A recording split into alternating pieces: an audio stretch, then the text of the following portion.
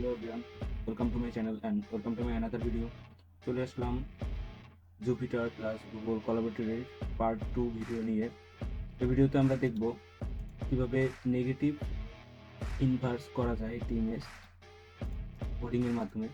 তো শুরুতে আমরা চলে যাব গুগল ক্রোমে, এখান থেকে সার্চ করব কোলাবরেটরি।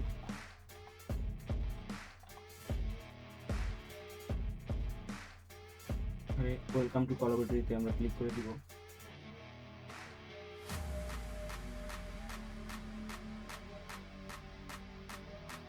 এখান থেকে নিউ নোটবুক নিয়ে নেব। হ্যাঁ, অবশ্যই যারা প্রথম ইউজ করবেন তারা আপনাদের পার্সোনাল ইমেল অ্যাড্রেস দিয়ে এটা সাইন আপ করে নেবেন।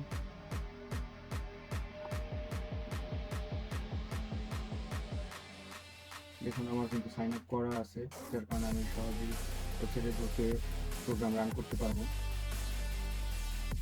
এখানে অনেক অপশন আছে, file, review, insert, run time, tools. আপনারা যতগুলো অপশন আছে একটু ভিতরে ঢুকে দেখে নেবেন। এখানে বাম পাশে আমরা এই ফোল্ডারের মতো এই আইকনে, ফাইল লেখা আইকনে ক্লিক করব। তো একটু সময় নেবে আমাদের এখানে আপলোড করার, যে ইমেজটা আমরা আপলোড করব। এই যে দেখুন আমার অপশনগুলো চলে আসছে। এখান থেকে আপনারা ড্রাইভ থেকেও ফাইল নিয়ে আসতে পারবেন, নিজেদের পিসি থেকেও ফাইল আপলোড করতে পারবেন। তো আমি একটা ইমেজ ডাউনলোড করে রাখছিলাম, তো ওই ইমেজটা এখানে আপলোড করব। তো আমি একটা ইমেজ সিলেক্ট করে ওখানে ক্লিক করলাম।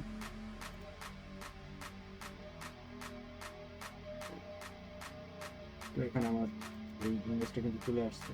এই ইমেজটা আমি রিনেম করে নিলাম। যেহেতু এটা একটা ক্যাট ইমেজ, আমি ক্যাট নামে সেভ করলাম। এটা রিনেম না করলেও হয়, আমি জাস্ট নামটা ছোট করার জন্য রিনেম করে নিয়েছি। তো এবার আমি এই যে এইখানে এই যে টাইটেলে আপনারা দেখতে পাচ্ছেন, এখানে আমরা কোডগুলো বসাবো। তো আমি আগে থেকে করে রাখছিলাম, তো এখান থেকে আমি কপি করে পেস্ট করে দিলাম। তো এখানে আমি আগে অন্য একটি ইমেজের নাম দিয়ে রাখছিলাম,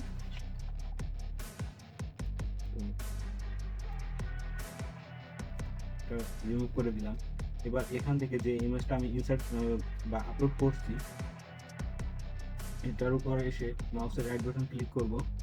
এখান থেকে পাথ কপি একটা অপশন আছে, এটা ক্লিক করব। তো এটার পাথ কপি হয়েছে বলতে এটার নামটা, যে আপনার রিনেমের যে নামটা, এই নামটা কপি হয়েছে। তো এই নামটা আমি এই যে এখান থেকে যে নামটা রিমুভ করছি, এখানে এসে ক্লিক করে কন্ট্রোল ভি প্রেস করব। তো আমাদের দেখুন এই ইমেজের পাথটা কিন্তু কপি হয়েছে এবং এখানে পেস্ট করছি। তো এবার প্লে বাটনে ক্লিক করে আমরা প্রোগ্রামটা রান করব।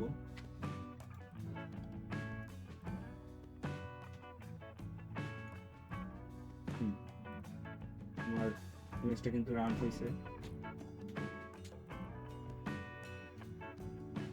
দেখুন এটা কিন্তু একটা নেগেটিভ ইনভার্স ফর্মে রূপান্তর হয়েছে। তো এটা আমার মেইন ইমেজ ছিল, আর আমার আউটপুট হিসেবে আমি এই ইমেজটা পাইছি। তো এইভাবেই আরও খুবই অল্প সময়ে এই গুগল কোলাবরেটরি দিয়ে আপনারা বিভিন্ন ধরনের ইমেজ প্রসেসিংয়ের কাজ করতে পারবেন, বা ইমেজের ফরম্যাট চেঞ্জ করতে পারবেন, বা ইমেজের কোয়ালিটি চেঞ্জ করতে পারবেন।